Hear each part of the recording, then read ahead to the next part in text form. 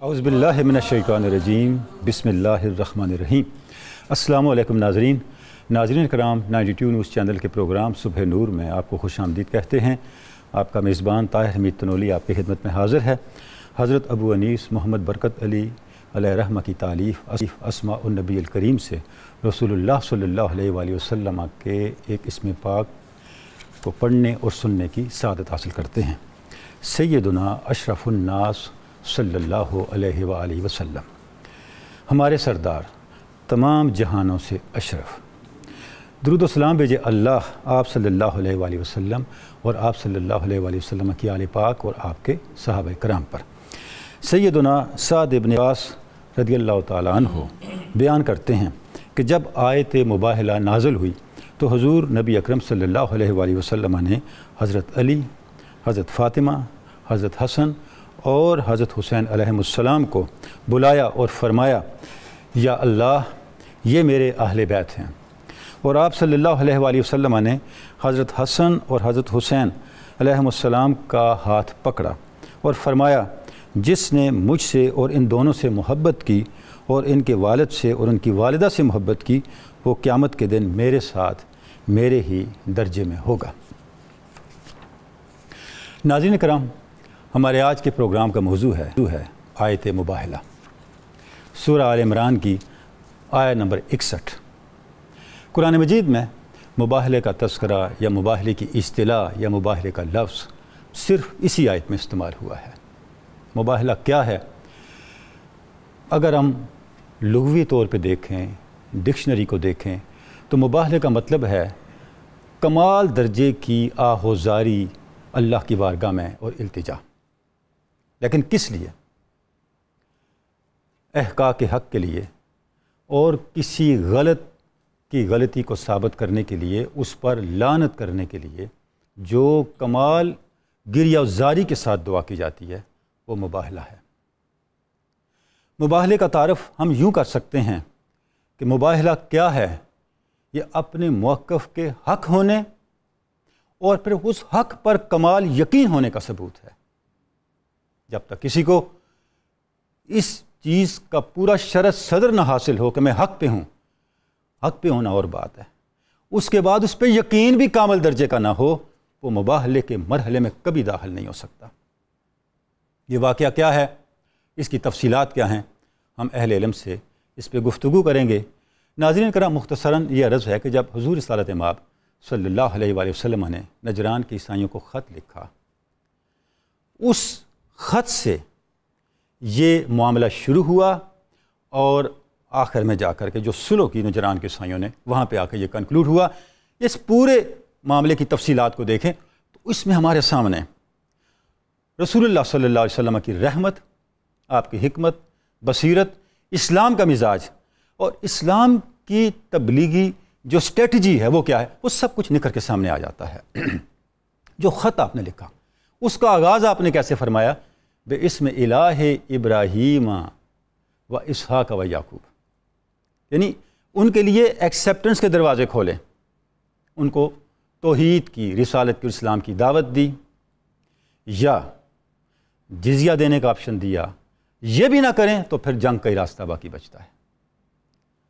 وہ لوگ آ گئے، آپ صلی اللہ علیہ وسلم کے ساتھ گفتگو کرنے لگے، اور جب انہوں نے ہٹ درمی کا مظاہرہ کیا اور عقل اور استدلال کے سارے آپشنز کو رد کر دیا، تو پھر اللہ رب العزت نے آیت مباہلہ اتاری۔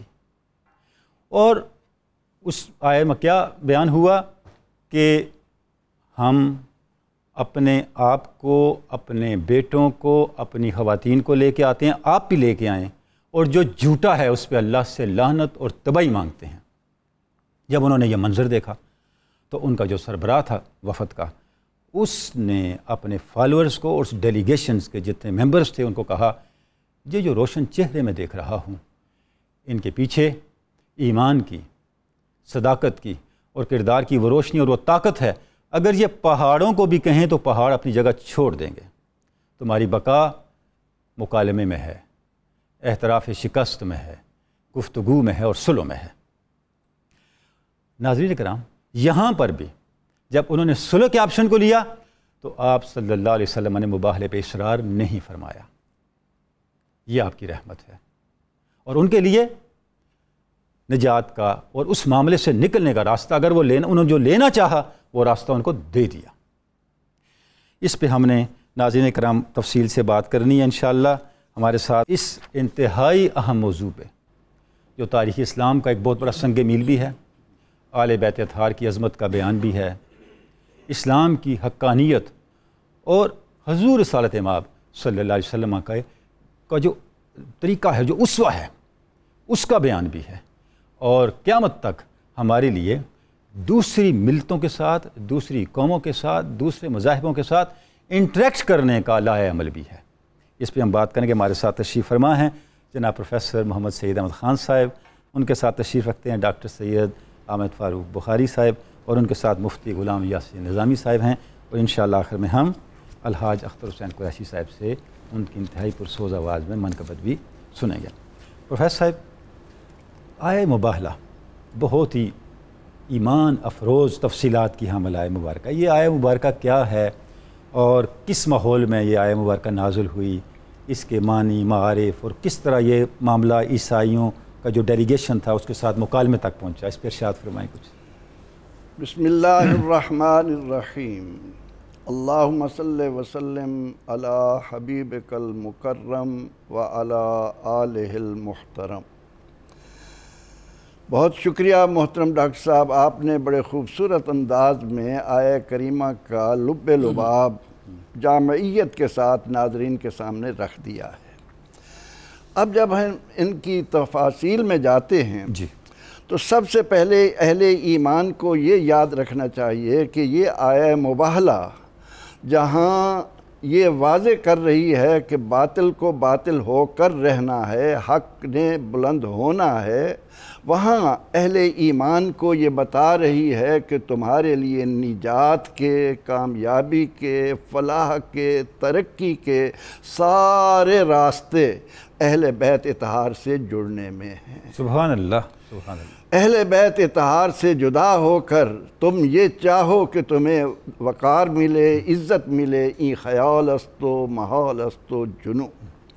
اب ہم آتے ہیں اس معاملے کی طرف کہ آیہ مباہلہ کیا ہے۔ آیہ مباہلہ یہ ہے کہ ارشاد باری تعالی ہے فَمَنْ حَاجَّكَ فِيهِ مِن بَعْدِ مَا جَاءَكَ مِنَ الْعِلْمِ فَقُلْ تَعَالَوْا نَدْعُ أَبْنَاءَنَا وَأَبْنَاءَكُمْ وَأَنفُسَنَا وَأَنفُسَكُمْ وَنِسَاءَنَا وَنِسَاءَكُمْ ثُمَّ نَبْتَهِلْ فَنَجْعَلْ لَعْنَةَ اللَّهِ عَلَى الْكَاذِبِينَ۔ اس آیہ کریمہ کا معنی یہ ہے کہ نبی اکرم رحمت عالم صلی اللہ علیہ وسلم جو رحمت للعالمین ہیں، خاتم النبیین ہیں، سید الاولین والآخرین ہیں، آپ جو دین لائے وہ سراپا نصیحت، الدین النصیحہ، سبحان اللہ، دین یسر، دین اعتدال، دین برکت، دین خیر، دین کامل۔ تو آپ صلی اللہ علیہ وسلم نے اپنی حیات مبارکہ کے 13 سال مکی زندگی میں اور 8 سال مدنی زندگی میں دنیا کو یہ بتانے کے لیے کہ میں دین کامل لے کر آیا ہوں اور پوری نوع انسان کے لیے نبی بن کر آیا ہوں۔ وَمَا أَرْسَلْنَاكَ إِلَّا كَافَّةً لِلنَّاسِ بَشِيرًا وَنَذِيرًا۔ اس لیے تمہاری نجات کی راہ یہ ہے، لیکن جو کچھ اس دوران ہوا وہ سب پر واضح ہے، اس کی تفصیل کے لیے گھنٹوں بلکہ ایام، سال ہا سال چاہیے۔ کم ہے۔ آپ صلی اللہ علیہ وسلم نے فتح مکہ کے بعد جب دیکھا کہ اب جزیرہ عرب میں وہ مخالف قوتیں زیر ہو چکیں، تو آپ نے یہ فیصلہ کیا کہ اپنی ذمہ داریوں کو نبھانے کے لیے شاہان عالم کو خطوط لکھے جائیں۔ سن 9 ہجری کو تاریخ اسلام میں عام الوفود کے نام سے یاد کیا جاتا ہے۔ تو آپ صلی اللہ علیہ وسلم نے سب سے پہلا خط نجران کے عیسائیوں کی طرف لکھا، اور اس میں حکمت یہ تھی کہ یہ لوگ تمام امتوں میں بعد میں آئے، اور ان کے نبی علیہ السلام دنیا میں اس لیے بھیجے گئے کہ دنیا کو بتائیں مبشرم برسول یاتی من بعد اسمہ احمد، کیونکہ ان کے نبی دنیا کو احمد مصطفیٰ محمد مجتبیٰ صلی اللہ علیہ وسلم کی آمد کی خبر دینے آئے تھے، اس لیے یہ ان کے اندر جو بگاڑ پیدا ہو چکا تھا عقائد میں، اعمال میں، یہ فسق و فجور میں جس حد تک جا چکے تھے، اس لیے رسول رحمت صلی اللہ علیہ وسلم نے اہل کتاب ہونے کے ناطے ان کو پہلے منتخب کیا اور ان کو خط لکھا، اور خط کے مندرجات آپ نے بڑے خوبصورت انداز میں بتا دی۔ اب جب ان کو خط پہنچا تو علماء لکھتے ہیں کہ انہوں نے اپنے سرداروں کو، ان سرداروں نے اپنی قوم کو ایک جگہ جمع کیا۔ یہ جو ہے نجران یمن کے شمال مشرق میں واقع ہے، وہاں پر مشورہ ہوا کہ یہ خط آیا ہے جس میں ہمیں دعوت دی گئی ہے، کیا کیا جائے؟ بعض نے کہا انکار کر دو، فیصلہ ہوا نہیں یہ غلط ہے۔ آخر کار اس بات پر متفق ہوئے کہ ہم وفد کی صورت میں جائیں اور براہ راست ان سے مل کر گفتگو کی جائے۔ چنانچہ 60 نفوس پر مشتمل، جن میں ان کے کوئی 24 کے قریب سردار تھے، یہ سارے کے سارے مل کر حضور علیہ الصلوۃ والتسلیم کی خدمت میں حاضر ہونے سے اتنا بڑا ڈیلیگیشن، 60 آدمی پر مشتمل وفد، بہت بڑا ڈیلیگیشن۔ لیکن انہوں نے کیا کیا؟ اپنے ساتھ بہترین لباس کا انتخاب کیا، اور رسول اکرم رحمت عالم صلی اللہ علیہ وسلم کی خدمت میں جانے سے پہلے انہوں نے اپنے آپ کو صاف ستھرا بنا کر قیمتی لباس سے مزین کیا، اور اس کے بعد آپ کے پاس آئے، سلام کیا۔ آپ نے اس حالت میں ان کے سلام کا جواب نہیں دیا۔ جب حضرت علی مرتضیٰ کرم اللہ وجہہ نے ان کو بتایا کہ جب تک تم یہ ظاہری شان و شوکت مٹا کر سادگی کی طرف نہیں آؤ گے، اللہ کے نبی علیہ السلام تمہاری طرف متوجہ نہیں ہوں گے۔ انہوں نے اس پر عمل کیا، اور پھر گفتگو کا سلسلہ آگے شروع ہوا، اور حضور علیہ السلام نے جب ان سے کہا کہ تم کیسے اپنے آپ کو مسلمان ہونے کا دعویٰ کر سکتے ہو، تمہارا کھانا پینا حرام، پہننا حرام، تو آخر میں پھر نتیجتاً مباہلے تک بات پہنچی۔ اللہ اکبر، اللہ اکبر۔ ڈاکٹر سید احمد فاروق بخاری صاحب، یہ جو معاملہ ہوا، آپ سے نے خط لکھا، اور جیسے پروفیسر صاحب نے فرمایا آپ نے سب سے پہلے نجران کی عیسائیوں کو ہی مخاطب کیا۔ یہ جو ایئر آف ڈیلیگیشن ہے، ہم کہہ سکتے ہیں کہ اس کا آغاز جو پہلا انٹریکشن ہوا وہ کرسچن ورلڈ سے ہوا، تو پس منظر کیا تھا؟ اور جب خط پہنچا تو ایز اے ہول اس کے اندر جو ان کا رد عمل آیا، اس پہ کچھ مزید آپ ارشاد فرمائیں۔ بسم اللہ الرحمن الرحیم، اللہم صلی علی سیدنا مولانا محمد وعلی آل سیدنا مولانا محمد مبارک وسلم وسلم علیہ۔ بہت شکریہ جناب والا، اور بڑی معنی خیز اور بصیرت افروز آپ نے آغاز گفتگو بھی فرمایا، اور قبلہ پروفیسر صاحب نے بھی آیت مباہلہ کے حوالے سے بڑی اہم جو معروضات ہیں وہ ہمیں عطا فرمائی۔ گزارش یہ ہے کہ جس طرح ابھی قبلہ فرما رہے تھے کہ یہ جو نجران ہے یہ یمن کے شمال مشرق میں واقع ایک زرخیز اور اہم تجارتی علاقہ تھا، یعنی اس اعتبار سے بھی اس کی بہت اہمیت تھی، اور یہ مکہ اور صنعاء کے درمیان واقع تھا، اور اس کی جو اکثریت ہے وہ عیسائی آبادی تھی، عیسائی اکثریت تھی، اور بازنطینی حکومت کے ساتھ اور حبشہ کی جو عیسائی حکومت اور ریاست تھی اس کے ساتھ ان کے انتہائی قریبی تعلقات تھے، اور ان کے زیر اثر رہتے ہوئے بھی انہوں نے عیسائیت کو قبول کیا تھا۔ یہ تو نجران کا ہو گیا محل وقوع جو ہمیں پیش نظر رہنا چاہیے۔ دوسرا اگر دیکھا جائے ان کا مذہبی پس منظر کیا ہے، تو جس طرح میں نے عرض کیا کہ یہ کیتھولک یا عیسائیوں کا ایک فرقہ ہے جسے نستوریہ فرقہ کہا جاتا ہے، ان کے یہ قریب ترین تھے، اور اس فرقے کا بنیادی عقیدہ یہ ہے کہ خاکم بدہن معاذ اللہ وہ حضرت عیسیٰ علیہ السلام کو ابن اللہ کا بیٹا مانتے ہیں، اور وہ اتنے طاقتور ہو چکے تھے کہ ان کے پاس اپنے کلیسا بھی موجود تھے، اور لاٹ پادری یا لارڈ پادری جسے بشپ کہا جاتا ہے وہ بھی ان کا اپنا تھا، باقی پادری بھی موجود تھے، علماء موجود تھے، اپنی مذہبی عدالتیں بھی موجود تھیں۔ یہ ان کا مذہبی پس منظر ہوا، یعنی پورا سسٹم تھا، پورا سسٹم تھا۔ اور اگر ہم ان کا سیاسی پس منظر دیکھتے ہیں تو یہ ایک خود مختار تو نہیں لیکن نیم خود مختار ایک مذہبی ریاست تھی، اور پیچھے وہی بازنطینی حکومت تھی، اور سپورٹ تھی، اور ریاست حبشہ کی جو عیسائی حکومت ہے ان کے ساتھ ان کے انتہائی قریبی مراسم تھے، تو ان کی سپورٹ تھی۔ جس طرح آپ نے اپنے انٹرو میں بھی اشارہ کیا اور حضرت ضیاء الامت حضرت جسٹس پیر محمد کرم شاہ الازہری رحمۃ اللہ علیہ نے ضیاء النبی کی 4تھی جلد میں جہاں عام الوفود کا ذکر کیا، اور میں آپ کی تائید میں اور قبلہ پروفیسر صاحب نے بھی جس طرح فرمایا کہ سب سے پہلے آغاز حضرت ضیاء الامت رحمۃ اللہ علیہ نے بھی نجران کے وفد سے کیا ہے، اور وہی جملہ رسول اکرم علیہ تحیۃ والثناء کا جو آقا نے دعوتی خط لکھا اور نجران کے عیسائیوں کی طرف دیکھا. آپ دیکھیں رسول اکرم کی حکمت کیا ہے، فہم و فراست کیا ہے کہ آپ جس کی طرف خط لکھتے ہیں اس کے مزاج کے عین مطابق. تو آپ نے لکھا کہ بِاسْمِ الٰہِ ابراہیم و اسحاق و یعقوب، تاکہ عیسائیوں کو رغبت محسوس ہو، یعنی جس پہ ان کا ایمان ہے بات ہی وہاں سے شروع کی. اور میرے رب نے جب قرآن میں فرمایا تو کہیں نہیں فرمایا کہ ابراہیم کے رب کی قسم یا اسماعیل کے رب کی قسم، یا جہاں بھی فرمایا تو فرمایا فلا وربک، تیرے رب کی قسم ہے. سبحان اللہ. تو وہی فہم و فراست میرے رسول کو بھی نصیب ہوئی، اور آقا کریم نے اسی طرح آغاز فرمایا من محمد رسول اللہ صلی اللہ علیہ وسلم الی اسقف نجران و اہل نجران، کہ آپ نے لکھا کہ میں محمد رسول اللہ سے لکھ رہا ہوں اور نجران کے عیسائیوں کی طرف اسے لکھ رہا ہوں، اہل نجران کی طرف اسے لکھ رہا ہوں. فَإِنِّي أَدْعُوكُمْ بِدَعْوَةِ الْإِسْلَامِ، کہ میں تمہیں اسلام کی دعوت دیتا ہوں. أَسْلِمُوا تُسْلَمُوا، اگر اسلام لے آؤ گے تو تم بھی سلامتی پا جاؤ گے. کتنی جامعیت ہے، کتنی جامعیت، دو لفظوں میں آقا کریم کو میرے رب نے جوامع الکلم بنایا ہے. سبحان اللہ. تو آگے آقا نے ارشاد فرمایا فَإِنْ أَبَيْتُمْ، اور اگر تم انکار کر دو گے فَإِنَّ عَلَيْكُمْ الْجِزْيَةَ، پھر جزیہ دینا تم پہ لازم ہوگا.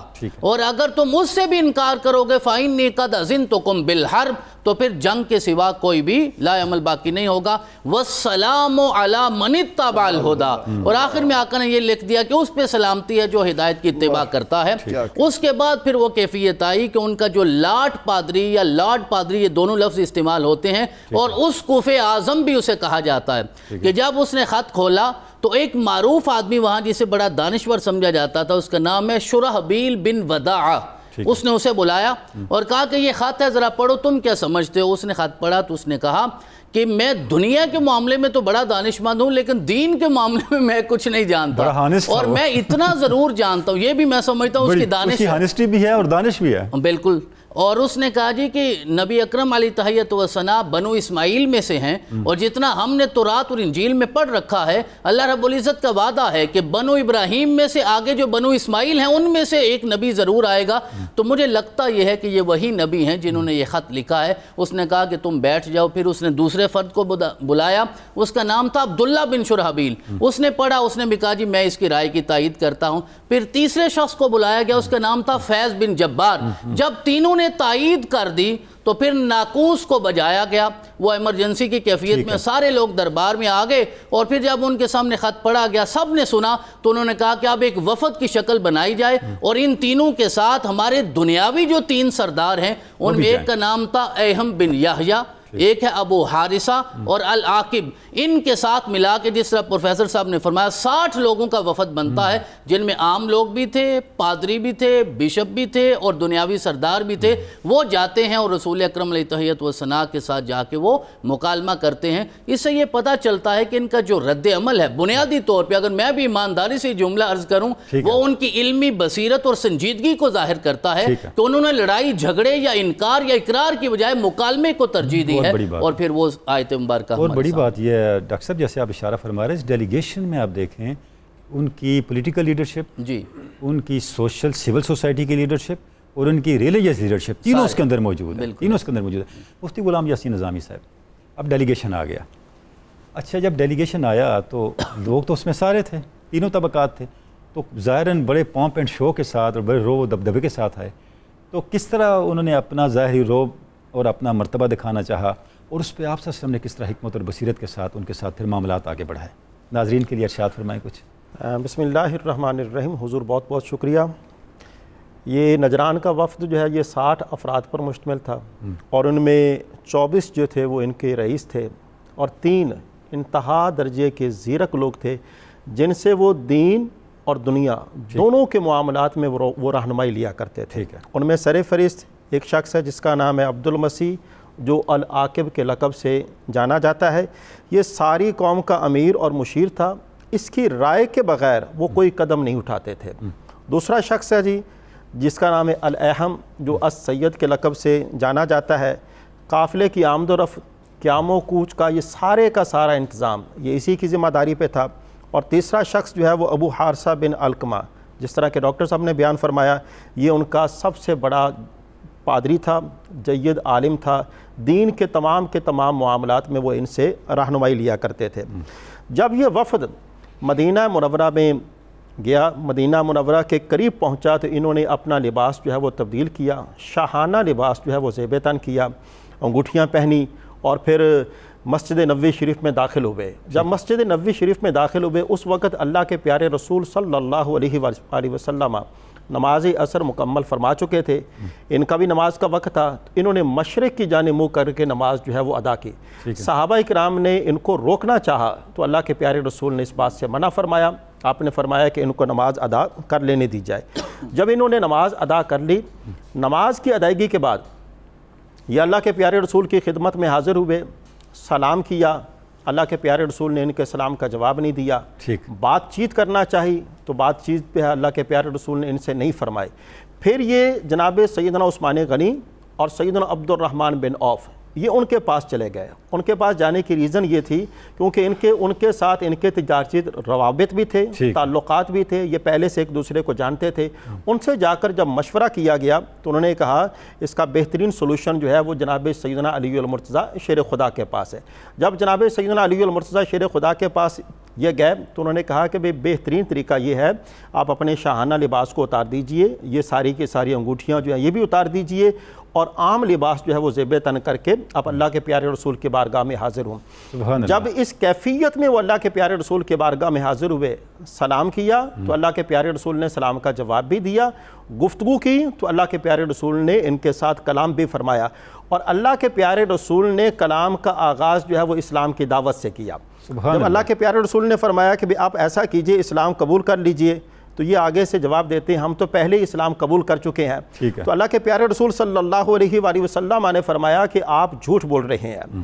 اس جھوٹ بولنے کی 3 وجوہات ہیں۔ پہلی وجہ تو یہ ہے کہ آپ نے اسلام قبول نہیں کیا، اس کی سب سے بڑی وجہ یہ ہے کہ آپ صلیب کی عبادت کرتے ہیں، دوسرے نمبر پر خنزیر کا گوشت کھاتے ہیں، اور تیسرے نمبر پر یہ عقیدہ رکھتے ہیں کہ جناب سیدنا عیسیٰ علیہ السلام اللہ کے بیٹے ہیں۔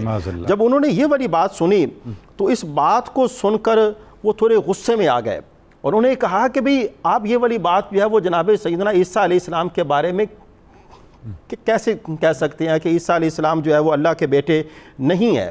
تو نبی معظم شفیع مکرم صلی اللہ علیہ وآلہ وسلم نے فرمایا، آپ نے فرمایا بھئی دیکھو اگر تم جاننا چاہتے ہو نا میں تمہاری باتوں کا جواب دوں، آپ ایسا کیجئے کل جو ہے وہ میرے وہاں قیام کیجئے۔ انہوں نے اگلے دن بھی قیام کیا، اور اگلے دن جب قیام کیا تو اس وقت سورہ مائدہ کی 2 آیات مقدسہ آیہ مبارکہ 72 اور 73 یہ نازل ہوئیں، اور ان آیات مقدسہ میں ان کے تمام عقائد کا رد کیا گیا جو جناب سیدنا عیسیٰ علیہ السلام کی ذات ببرکات کے حوالے سے تھے۔ پھر انہوں نے اللہ کے پیارے رسول کی بارگاہ میں یہ بات کی کہ بھی دیکھیں آپ انہیں اللہ کا بیٹا کیوں نہیں مانتے؟ وہ مردوں کو زندہ کرتے ہیں، ان کی ساری صفات جو قرآن عزیز کے اندر بیان کی گئی ہیں وہ گنوائی۔ جب یہ والی صفات گنوائی گئیں تو اللہ کے پیارے رسول صلی اللہ علیہ وآلہ وسلم نے فرمایا، اور آخر میں ایک بات انہوں نے کی کہ جناب سیدنا عیسیٰ علیہ السلام تو بغیر باپ کے پیدا کیے گئے ہیں، تو اسی لیے وہ اللہ کے بیٹے بننے کی زیادہ حقدار ہیں۔ تو اس کے جواب میں اللہ کے پیارے رسول صلی اللہ علیہ وآلہ وسلم نے فرمایا پھر تمہارا جناب سیدنا آدم علیہ السلام کے بارے میں کیا کہنا ہے؟ پھر وہ بھی تو اللہ کے بیٹے ہونے چاہیے۔ تو اس بات سے ماں بھی نہیں ہے جی، اس بات سے وہ لاجواب ہوئے۔ تو پھر اس وقت وہ انتظار کرنے لگے۔ نبی معظم شفیع مکرم صلی اللہ علیہ وآلہ وسلم کی بارگاہ میں بار بار اسی بات کا وہ تذکرہ کیا کرتے تھے کہ آپ جناب سیدنا عیسیٰ علیہ السلام کو اللہ کا بیٹا کیوں نہیں مانتے؟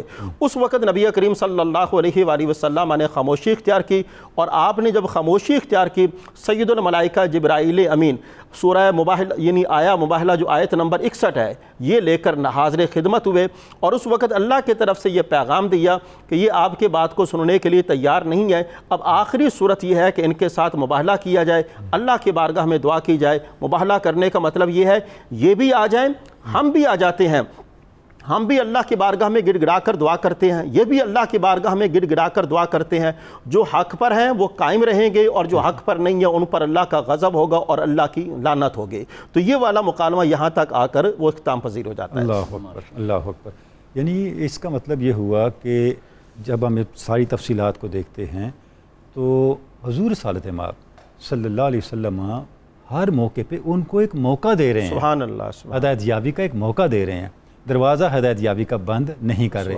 ناظرین کرام، آئے مباہلہ پہ گفتگو جاری ہے اور ہم دیکھ رہے ہیں جیسے بھی مفتی صاحب ارشاد فرما رہے تھے کہ جب ہٹ درمی کی وجہ سے یا ان کے رویے کی وجہ سے مکالمے کے اور گفتگو کے امکانات موجود نہیں ہیں تو ان امکانات کو کھولا سیدنا علی مرتضیٰ نے، اور آگے بھی جب مباہلہ کا مرحلہ آیا اس مرحلے کے اوپر بھی کلیدی اور فیصلہ کن کردار ہمارے سامنے آتے ہیں اہل بیت اطہار کا۔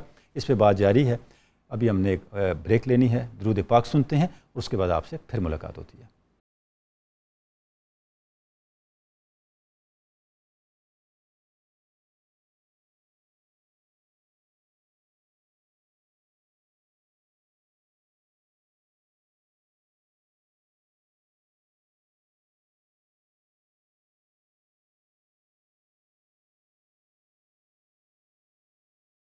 ویلکم بیک ناظرین کرام، صبح نور کے پروگرام میں آپ کو بار دیگر خوش آمدید کہتے ہیں۔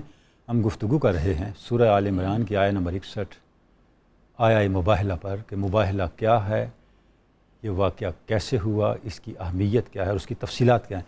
پروفیسر قبلہ، جو جب ڈیلیگیشن پہنچ گیا اور انہوں نے دیکھا کہ ان کی عبادت کا وقت اور عبادت کرنی چاہیے مسجد نبوی کے اندر، تو حضور رسالت مآب صلی اللہ علیہ وسلم نے ان کو عبادت کرنے کی اجازت دی۔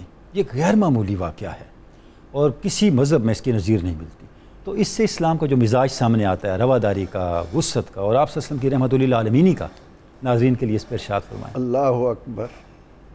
اللہ کی مخلوق کے ساتھ جو خاتم النبیین صلی اللہ علیہ وسلم نے پیار کیا ہے، من حیث المخلوق، اس کی کہیں مثال نہیں مل سکتی۔ سبحان اللہ، سبحان اللہ۔ آپ رحمت للعالمین ہیں، صرف مومنوں کے لیے نہیں ہیں، پورے جہانوں کے لیے۔ پھر آپ تعلیم بھی یہ دے رہے ہیں کہ خیر الناس من ینفع الناس، لوگوں میں سب سے بہتر وہ ہے جو لوگوں کو سب سے زیادہ نفع پہنچانے والا ہے۔ ان حالات میں نبی اکرم رحمت عالم صلی اللہ علیہ وسلم نے نجران کے عیسائیوں کی آمد پر بین المذاہب ہم آہنگی کا جو خوبصورت نظارہ اولاد آدم کو دکھایا، وہ اپنی مثال آپ ہے۔ ٹھیک ہے ڈاکٹر صاحب، آپ جانتے ہیں کہ شرک ایک نجس، گندگی، قرآن غلاظت، مجید نے کہا ہے، لیکن مشرکین، ہنود، جتنے بھی مورتیوں کو پوجنے والے، فرشتوں کو اللہ کی بیٹیاں کہنے والے، مورتیوں کے بارے میں طرح طرح کے عقیدے رکھنے والے، وہ بھی بدترین عقیدہ ہے۔ ٹھیک ہے، لیکن ان کے مقابلے میں ایک آدمی کا عالم ہونے کا دعویٰ ہو کر، ٹھیک ہے، اہل کتاب ہونے کا دعویٰ کرتے ہوئے شرک کا مرتکب ہونا، ٹھیک ہے، بندے کو اللہ کا بیٹا کہنا اور یہ کہنا کہ معاذ اللہ اکانی میں ثلاثہ، ایک اکنوم ماننا، ٹھیک ہے، یہ اتنا بڑا شرک ہے کہ اس کے مقابلے میں جہلاء کا، مشرکین کا شرک پست ہو جاتا ہے۔ ٹھیک ہے، قالت الیہود عزیر ابن اللہ، اللہ کسی نے عزیر کو علیہ السلام کو اللہ کا بیٹا کہا، اور انہوں نے جب یہ کہا کہ آپ کیسے ہمیں کہہ سکتے ہیں کہ ہم مسلمان نہیں ہیں، تو آپ نے فرمایا کہ تم عیسیٰ علیہ السلام کو اللہ کا بیٹا کہتے ہو۔ انہوں نے کہا تو بتائیں آپ کا باپ کون ہے؟ تو اللہ رب العزت نے اپنے محبوب علیہ السلام جن کی زبان پر حق، جن کی زبان ہی حق کی ترجمان ہے، سبحان اللہ، فرمایا کہ یہ تو باپ کے بغیر پیدا ہوئے ہیں۔ ٹھیک ہے، آدم علیہ السلام، ان مثل عیسیٰ عند اللہ کمثل آدم، ٹھیک ہے، آدم کی نہ ماں ہے نہ باپ ہے، لیکن ان تمام تر باتوں کے باوجود پیغمبر رحمت صلی اللہ علیہ وسلم کا ان کو مسجد نبوی میں اجازت دینا کہ وہ اپنے طریقے کے مطابق عبادت کریں، مسجد نبوی میں قیام کریں۔ اس کے علاوہ بھی ایک مثال ملتی ہے کہ مدینہ منورہ کے جو عیسائی تھے، بارشوں کی وجہ سے ان کا گرجا کہیں ڈیمیج ہو گیا، ٹھیک ہے، اللہ کے نبی علیہ السلام نے ان کو پیغام بھیجا کہ جب تک تمہارا یہ گرجا درست نہیں ہوتا اس وقت تک تم میری مسجد میں آ کر اللہ کی عبادت کر سکتے ہو، تمہیں یہاں آنے کی اجازت ہے۔ تو نبی اکرم رحمت عالم صلی اللہ علیہ وسلم تو انسانوں کو جوڑنے کے لیے وہ جڑیں گے، یعنی انسان کے عقیدے سے اس کے عمل سے نفرت ہو لیکن بندے سے نفرت نہ کی جائے۔ آپ صلی اللہ علیہ وسلم نے اس دوران ان لوگوں کو جو آپ کے ساتھ حجت بازی کر رہے ہیں اور حجت بازی کے اس مقام پر پہنچ رہے ہیں کہ اللہ رب العزت اپنے محبوب سے فرما رہا ہے کہ آؤ نبتہل، ہم مباہلہ کریں، ایک دوسرے کو بد دعا دیں، اور حضور سید عالم صلی اللہ علیہ وسلم اس کے لیے سامان بھی تیار کر لیتے ہیں، لیکن ان تمام تر باتوں کے باوجود اللہ کے نبی علیہ السلام نے ان کے ساتھ اخلاقی انسانی قدروں کی حفاظت کرتے ہوئے قیامت تک آنے والی امت کو یہ درس دے دیا کہ بندوں کے درمیان، انسانوں کے درمیان محبت کا رشتہ قائم رہے، ان کی عادات کا، ان کے عقائد کا احترام کیا جائے، جب تک وہ تمہارے لیے جان کا خطرہ نہ بنے تم بھی ان کو امن دو، ان کے ساتھ پیار سے پیش آؤ۔ تو آپ صلی اللہ علیہ وسلم نے اس آئے مباہلہ کی روشنی میں مسجد نبوی میں شرک کی اتنی غلاظتوں میں گھرے ہوئے لوگوں کو اجازت دینا اس بات کی دلیل ہے کہ انسان کے طور پر پیار اور محبت کے ساتھ رہے، جیو اور جینے کی پالیسی کو پروان چڑھایا جائے، آپس کی نفرتیں مٹا کر عقلی دلائل کے ساتھ، اخلاق کے ساتھ دوسروں کو حق پر لانے کی کوشش کی۔ پروفیسر صاحب، یہ جس طرف آپ اشارہ فرما رہے ہیں کہ جو آپ صلی اللہ علیہ وسلم نے ان کو اجازت دے دی، ایک تو یہ پہلو ہے کہ اسلام کی رواداری اور وسعت کا ثبوت ہے۔ اس سے یہ نقطہ بھی تو ہمیں ملتا ہے کہ آپ صلی اللہ علیہ وسلم نے ان کو اپنے قریب کرنے اور دین کی حقیقت سے آگاہ ہونے کے لیے بھی ان کے لیے امکان کھولا۔ یعنی اگر آپ صلی اللہ علیہ وسلم پہلے ان کو نکال دیتے، رحمت عالم صلی اللہ علیہ وسلم یہی بات تو مسلمانوں کو سکھا رہے ہیں کہ تمہاری جو اخلاقی ذمہ داریاں ہیں، تم نے دنیا کے لیے نمونہ عمل بننا ہے تاکہ دوسرے لوگ جب تمہارے سامنے آئیں۔ اب جیسے مجھے یاد آتا ہے کہ بایزید بستامی رحمۃ اللہ علیہ، ان کے آس پاس ایک نوجوان عیسائی تھا، جب ملاقات ہوتی آپ اس کو اسلام کی دعوت دیتے، تو ایک دن وہ شخص پکار اٹھا، وہ نوجوان کہنے لگا کہ حضور میرے سامنے مسلمانی کے دو نمونے ہیں، ایک آپ کا اخلاق اور کردار ہے، میں اپنے اندر ہمت نہیں پاتا کہ اپنے آپ کو اتنا بلند انسان بنا سکوں، اور آپ کے مقابلے میں ایک دوسرے عام انسان ہیں، ان سے میں کافر ہی بھلا۔ حضور سید عالم صلی اللہ علیہ وسلم نے اپنے اس عمل کے ذریعے مسلمانوں کو اس بات کی طرف متوجہ کیا ہے کہ جب تم اپنا اخلاق، اپنا کردار اسلامی تعلیمات کی روشنی میں بلند رکھو گے، جب ان کے ساتھ پیار اور محبت کے تعلقات بڑھاؤ گے، وہ تمہارے قریب آئیں گے، تمہارے اخلاق کو دیکھ کر، تمہاری عادات کو دیکھ کر ان کے دلوں میں بھی اللہ کے جلال کی، محمد عربی صلی اللہ علیہ وسلم حق کو قبول کرنے کی طلب پیدا ہوگی۔ سبحان اللہ، سبحان اللہ۔ ڈاکٹر صاحب، یعنی بنیادی مقصد یہ ہے کہ جو دین حق کا میسج ہے اس کو ہر طرح سے پہنچانا ہے، پوری تاثیر اور پورے استدلال کے ساتھ، اور جو فریق مخالف ہے اس کے لیے دروازے بند نہیں کرنے، چاہے مسجد کے دروازے کیوں نہ ہوں۔ اچھا ڈاکٹر صاحب، جو ان کا عقیدہ تھا توحید کے حوالے سے اور اس میں جو مسائل تھے، ان کو کس طرح سے قرآن مجید نے ایڈریس کیا اور آپ صلی اللہ علیہ وسلم نے ایڈریس کیا، اور اس کی کس طرح سے نفی فرمائی اور حقیقی توحید کو کس طرح نکھارا؟ جی قبلہ، یہ دو چیزیں ہمیں سمجھنی ہے کہ وہ جو سارا وفد آیا ہے نجران سے، وہ فرزندان تثلیث ہیں، اور یہاں سے جو پنجتنی نوری قافلہ جاتا ہے یہ فرزندان توحید ہیں۔ تو آج فرزندان تثلیث اور فرزندان توحید کا مقابلہ یا مباہلہ، جو بھی اس عنوان دے، وہ ہو رہا۔ اب عقیدہ تثلیث جسے ہم ٹرینٹی کہتے ہیں وہ ہے کیا؟ سب سے پہلے تو استغفر اللہ نعوذ باللہ، وہ کہتے ہیں کہ جناب عیسیٰ جو ہیں وہ ابن اللہ ہیں۔ جیسا نظامی صاحب نے بھی اشارہ فرمایا کہ ان کے ہاں ایک اور بھی فرقہ پایا جاتا ہے جو یعقوبیہ ہے، وہ ابن اللہ نہیں کہتے، وہ کہتے ہیں اللہ ہی ہیں، کیونکہ مردوں کو زندہ کر لیتے ہیں، شفا دے لیتے ہیں، کوڑ کے مرض والا بھی ٹھیک ہو جاتا ہے، تو لہٰذا استغفر اللہ وہ کہتے ہیں کہ یہ خدا ہو گیا۔ وَخُلِقَ الْإِنسَانُ ضَعِيفًا، تنولی صاحب انسان بہت کمزور ہے، مال کے آگے بھی ہارتا ہے، دولت کے آگے بھی، اور عقیدت میں بھی انتہا میں چلا جاتا ہے۔ تو ایک تو بنیادی چیز وہ کہتے ہیں کہ یہ ابن اللہ ہے، دوسرا وہ کہتے ہیں کہ جناب عیسیٰ کا جسمانی طور پہ دنیا میں آنا استغفر اللہ یہ خدا کے ظہور کا مظہر ہے، تجسیم خدا، اور تثلیث میں پھر تین چیزیں آ جائیں گی، روح القدس ہے، باپ اور بیٹا، ان تینوں چیزوں کو ملا کے وہ کہتے ہیں کہ یہ الہی صفات کے حامل ہیں۔ تو یہ ان کا بنیادی عقیدہ تھا۔ پھر انہوں نے نبی اکرم علیہ تحیۃ و ثنا سے سوال کیا کہ آپ جناب عیسیٰ کے بارے میں کیا کہتے ہیں؟ تو آقا کریم نے فرمایا کہ میں تو انہیں رسول اللہ عبد اللہ، جس طرح انہوں نے خود کہا تھا 3 دن کے تھے اور پنگوڑے میں کہا تھا انی عبد اللہ آتانی الکتاب وجعلنی نبیہ، اور پھر وہی بات جو بار بار ہو رہی وہ کہنے لگے کہ جب وہ اتنا کچھ کر لیتے ہیں اور بغیر باپ کے پیدا ہوئے ہیں تو اللہ نے پیدا کیا، بغیر باپ کے کیا، تو ہم تو ابن اللہ کہتے ہیں۔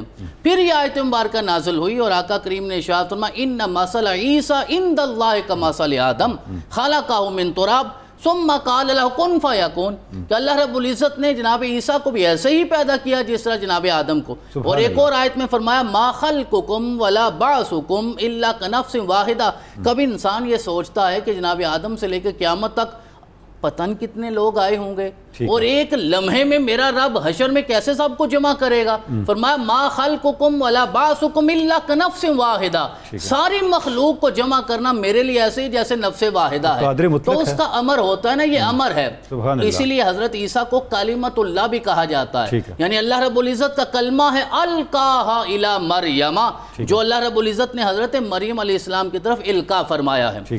پھر اللہ رب العزت نے ان آیات کو نازل فرمایا سورہ مائدہ کی، جن کی طرف اشارہ ہوا کہ لَقَدْ كَفَرَ الَّذِينَ قَالُوا إِنَّ اللَّهَ هُوَ الْمَسِيحُ ابْنُ مَرْيَمَ وَقَالَ الْمَسِيحُ يَا بَنِي إِسْرَائِيلَ اعْبُدُوا اللَّهَ رَبِّي وَرَبَّكُمْ إِنَّهُ مَن يُشْرِكْ بِاللَّهِ فَقَدْ حَرَّمَ اللَّهُ عَلَيْهِ الْجَنَّةَ وَمَأْوَاهُ النَّارُ وَمَا لِلظَّالِمِينَ مِنْ أَنصَارٍ۔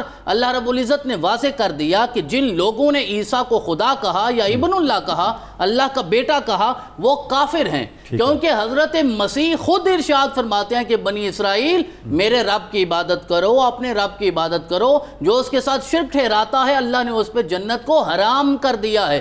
یہ حضرت عیسیٰ علیہ السلام کا اپنا فتویٰ ہے، عیسائیوں کے لیے اپنی تعلیم ہے، اپنی تعلیمات ہے، میں فتویٰ کہوں گا نا جی، کیونکہ آج کے مفتیوں کے فتوے زیادہ چلتے ہیں، تو آج کی اصطلاح میں آپ نے خود فتویٰ دے دیا کہ جو شرک کرتا ہے وہ جہنم میں جائے گا، اور اللہ نے اس پہ جنت کو حرام کر دیا۔ تو ابن اللہ کہنے والے بھی لَقَدْ كَفَرَ الَّذِينَ قَالُوا إِنَّ اللَّهَ ثَالِثُ ثَلَاثَةٍ، اور جو ثالث ثلاثہ کا عقیدہ رکھتے ہیں، یعنی تثلیث کا عقیدہ رکھتے ہیں، ان پہ بھی اللہ رب العزت نے جنت کو حرام کر دیا ہے اور جہنم کو لازم کر دیا۔ پھر اس کے بعد یہ ساری آیات کا تسلسل نازل ہوا۔ رسول اکرم علیہ تحیۃ و ثنا جب یہ سب کچھ ہو گیا، جس طرح آپ فرما رہے ہیں مکالمے کی بھی ایک حد ہوتی ہے نا، اتنے دن مکالمہ چلتا رہا، پھر اللہ نے حکم دیا کہ اب مباہلے کی طرف جانا ہے۔ اب رسول اکرم علیہ تحیۃ و ثنا جب نکلتے ہیں، یعنی کہ مباہلے کا حکم بھی تب آیا جب آپ سے خاموش ہوئے، جب آپ خاموش ہوئے تو پھر آپ کا رب بولا، سبحان اللہ۔ اور پھر وہ جانے کا منظر یہ ہے کہ رسول اکرم سب سے آگے ہوتے ہیں اس پنجتنی قافلے میں، حضرت امام حسین آپ کے کندھوں پہ ہیں، جناب امام حسن نے رسول اکرم کی انگلی مبارک پکڑی ہوئی ہے، پیچھے حضرت زہرا پاک سیدہ خاتون جنت ہیں، اور ان سے پیچھے اسد اللہ الغالب علی بن ابی طالب علیہم السلام کی ذات ہے۔ یوں قافلہ جاتا ہے، جناب زہرا درمیان میں ہے، تو زہرا وہ ہے کہ جس پہ آگے رسالت کا سایہ ہوتا ہے اور پیچھے ولایت کا سایہ ہوتا ہے، اس طرح میرے رب نے طہارت آپ کو عطا فرمائی۔ وہ دور سے دیکھتے ہوئے جو ان کا لاڈ پادری تھا، اس نے کہا واللہ انی لا ارا وجوہا لو سالوا ربهم ان یزیل الجبل عن مکان لا جابهم وازالہ، میں وہ چہرے دیکھ رہا ہوں، اتنے نورانی چہرے ہیں، اگر یہ ہاتھ اٹھا کے اللہ کی بارگاہ میں یہ کہیں کہ یہ احد کو ہی ختم کر دے تو میرا رب ان کی دعا کو قبول بھی کرے گا اور احد پہاڑ کا نام و نشان باقی نہیں رہے گا۔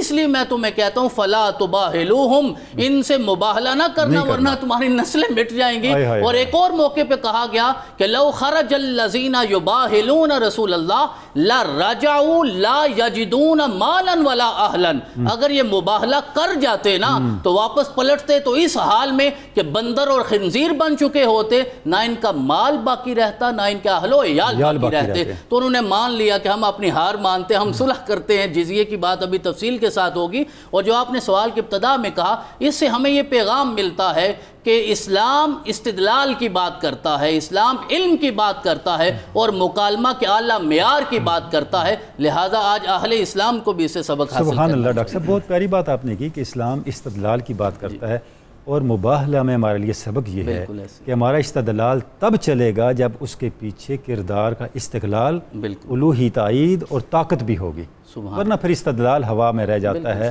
اور کمزور کے استدلال کو کوئی نہیں مانتا۔ مفتی صاحب، بات پھر آ گئی معاہدے پہ، تو جو معاہدہ ہوا اس کے کانٹینٹس کیا ہیں، اس کی تفصیلات کیا ہیں، اور اس کے کوئی ریلیونس آج کی کانٹیکسٹ میں بنتی ہے، تو اس پر ارشاد فرمائیں۔ بسم اللہ الرحمن الرحیم۔ اس کے 16 نکات ہیں۔ ٹھیک ہے۔ اچھا، 2 روایات ہیں۔ ایک کے اندر اس بات کو بیان کیا گیا ہے کہ یہ نکات لکھنے والے جناب سیدنا عبداللہ بن ابی بکر، اور دوسری روایت کے اندر ہے کہ ان نکات کو لکھنے والی ذات جناب سیدنا علی المرتضیٰ رضی اللہ تعالی عنہ کی ذات بابرکات ہے۔ اچھا، پہلا نقطہ یہ ہے کہ جتنی بھی چیزیں ہیں، پھل ہے، سونا چاندی، یہ وہ ان تمام چیزوں کے اندر ان پر خراج جو ہے وہ عائد کیا جائے گا، اور یہ 2 مرحلوں میں ہوگا۔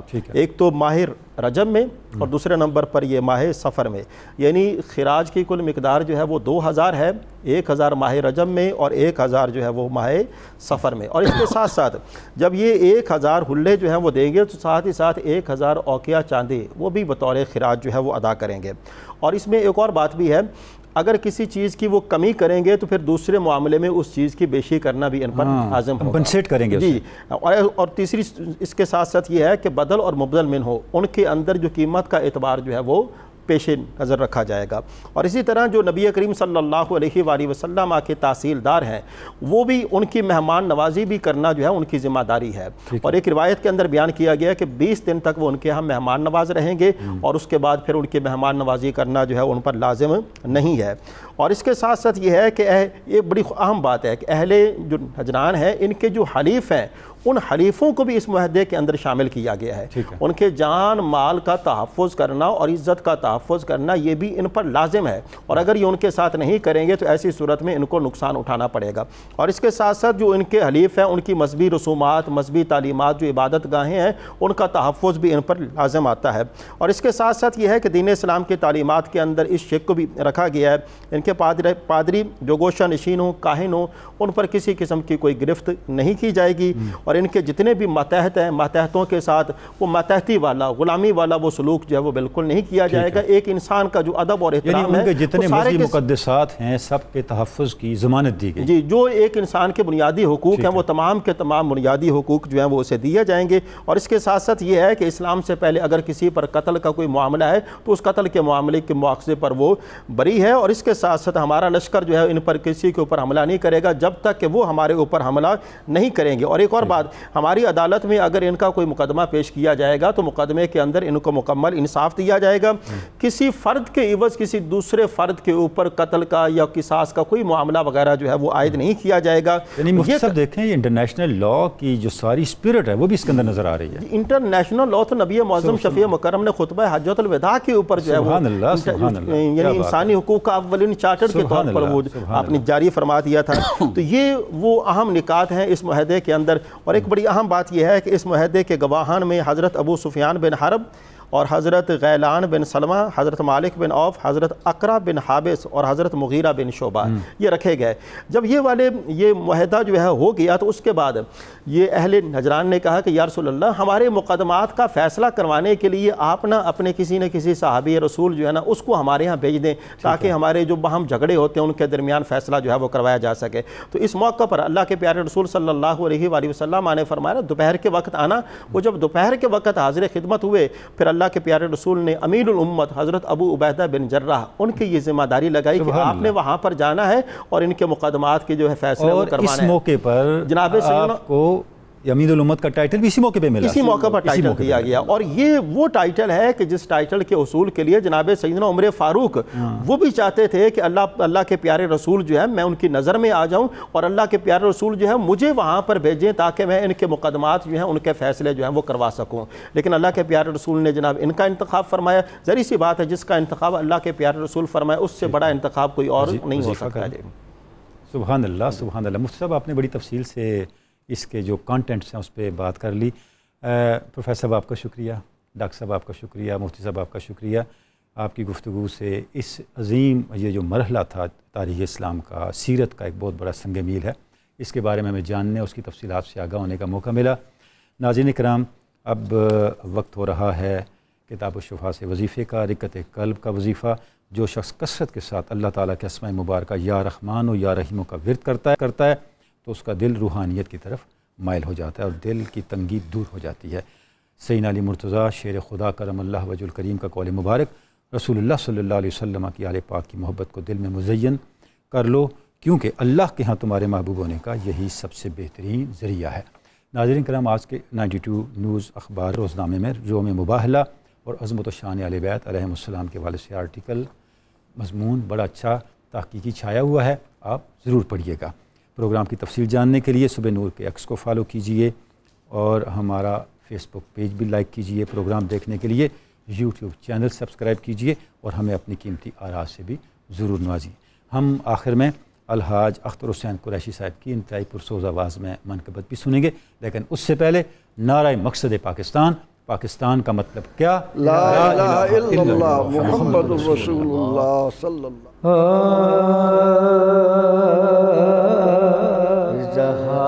اظہار شان آن ہے یوم مباہلہ,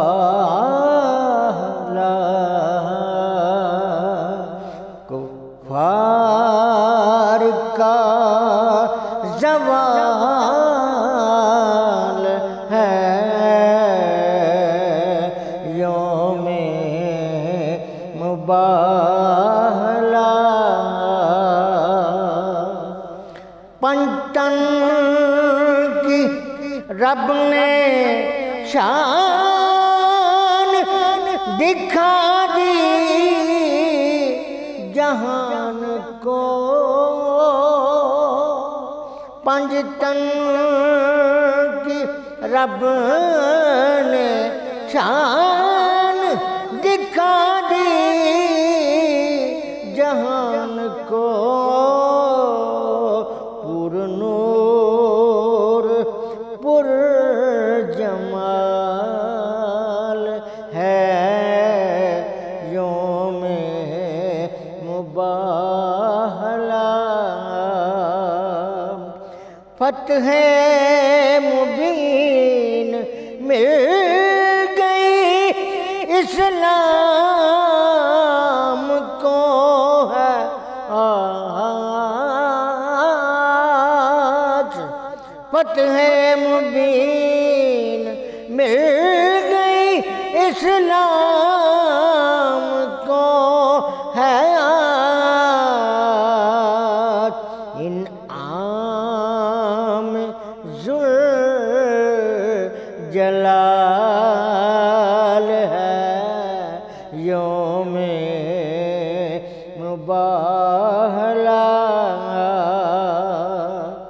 اس دن خدا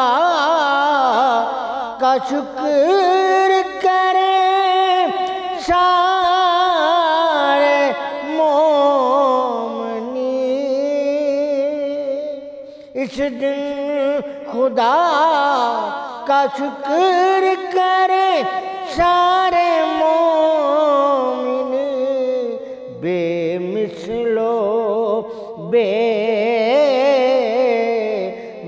مثال ہے یوم مباہلہ.